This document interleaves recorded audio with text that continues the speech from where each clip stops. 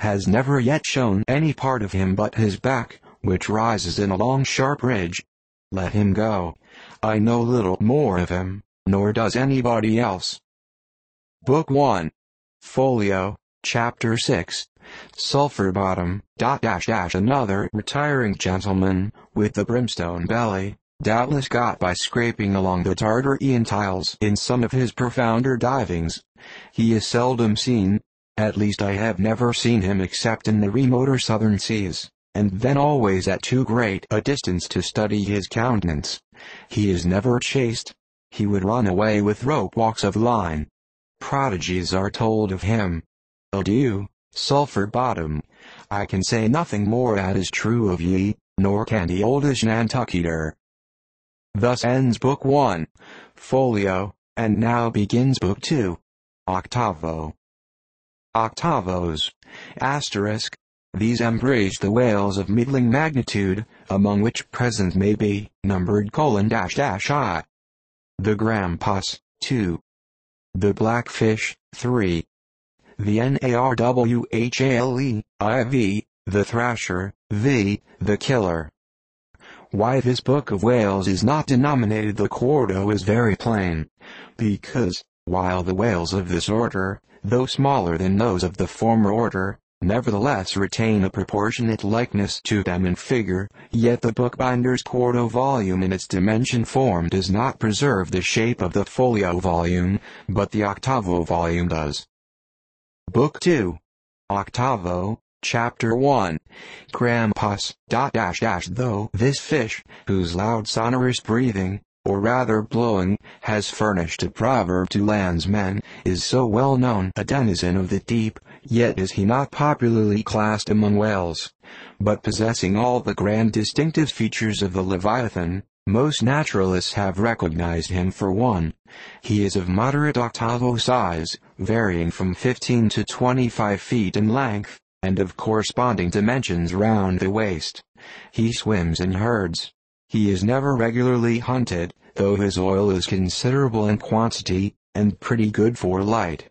By some fishermen his approach is regarded as premonitory of the advance of the great sperm whale. Book 2. Octavo, Chapter 2. Blackfish, I give the popular fishermen's names for all these fish, for generally they are the best. Where any name happens to be vague or inexpressive, I shall say so, and suggest another. I do so now, touching the blackfish, so called, because blackness is the rule among almost all whales. So, call him the hyena whale, if you please. His voracity is well known, and from the circumstance that the inner angles of his lips are curved upwards, he carries an everlasting Mephistophelian grin on his face.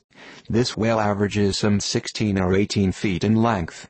He is found in almost all latitudes.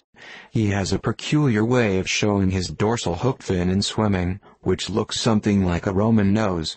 When not more profitably employed, the sperm whale hunters sometimes capture the hyena whale, to keep up a supply of cheap oil for domestic employment, as some frugal housekeepers, in the absence of company, and quite alone by themselves, burn unsavory tallow instead of odorous wax.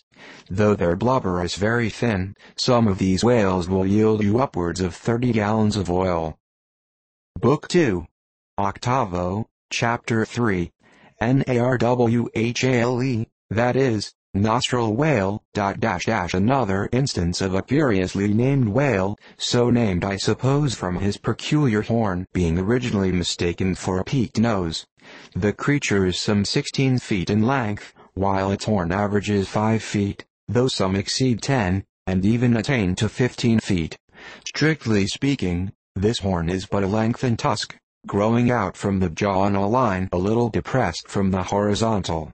But it is only found on the sinister side, which has an ill effect, giving its owner something analogous to the aspect of a clumsy left-handed man. What precise purpose this ivory horn or lance answers, it would be hard to say. It does not seem to be used like the blade of the swordfish and billfish, though some sailors tell me that the narwhale employs it for a rake in turning over the bottom of the sea for food.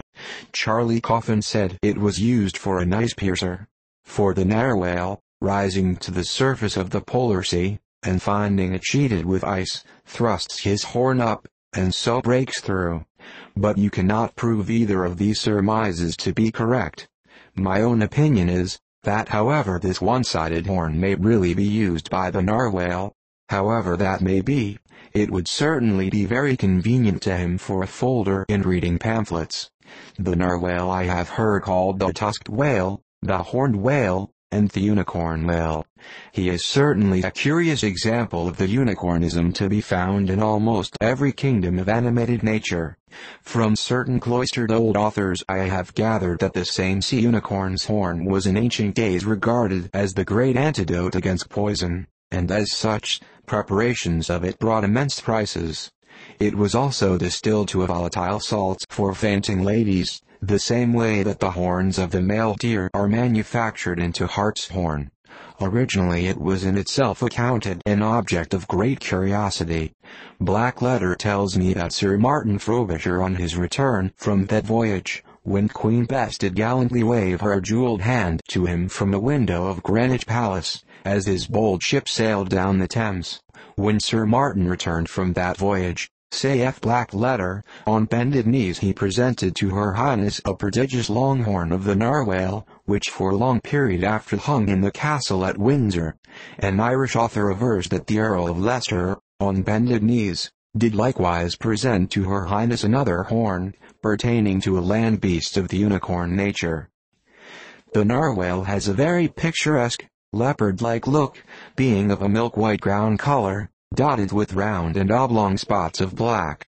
His oil is very superior, clear and fine, but there is little of it, and he is seldom hunted. He is mostly found in the circumpolar seas. Book 2. Octavo, Chapter 4. Killer, -. This whale little is precisely known to the Nantucketer, and nothing at all to the professed naturalist. From what I have seen of him at a distance, I should say that he was about the bigness of a grampus. He is very savage, a sort of Fiji fish. He sometimes takes the great folio whales by the lip, and hangs there like a leech, till the mighty brood is worried to death. The killer is never hunted. I never heard what sort of oil he has. Exception might be taken to the name bestowed upon this whale, on the ground of its indistinctness, for we are all killers, on land and on sea, Bonapartes and sharks included. Book 2. Octavo, Chapter 5. Thrasher, This gentleman is famous for his tail, which he uses for a ferule in thrashing his foes. He mounts the folio whale's back, and as he swims, he works his passage by flogging him, as some schoolmasters get along in the world by a similar process. Still less is known of the thrasher than of the killer. Both are outlaws, even in the lawless seas. Thus ends Book 2, Octavo, and begins Book 3, Duodecimo. Duodecimoes, These include the smaller whales. I. The Husa porpoise. 2. The Algerine porpoise. 3. The mealy-mouthed porpoise. To those who have not chanced specially to study the subject, it may possibly seem strange that fishes not commonly exceeding 4 or 5 feet should be marshaled among whales, a word which, in the popular sense, always conveys an idea of hugeness. But the creatures set down above as duodecimoes are infallibly whales, by the terms of my definition of what a whale is, i.e. a spouting fish, with a horizontal tail. Book 3. Duodecimo, Chapter 1. Huzza porpoise, This is the common porpoise found almost all over the globe. The name is of my own bestowal, for there are more than one sort of porpoises, and something must be done to distinguish them.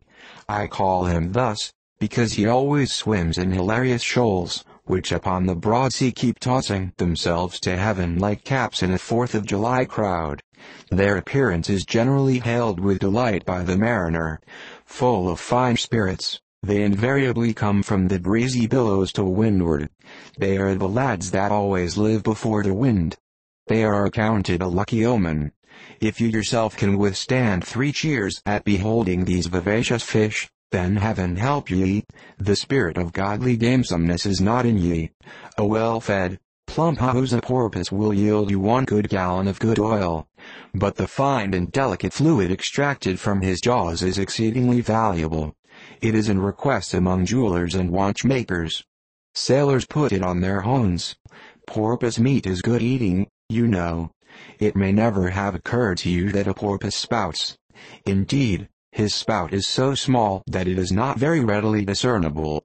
But the next time you have a chance, watch him, and you will then see the great sperm whale himself in miniature.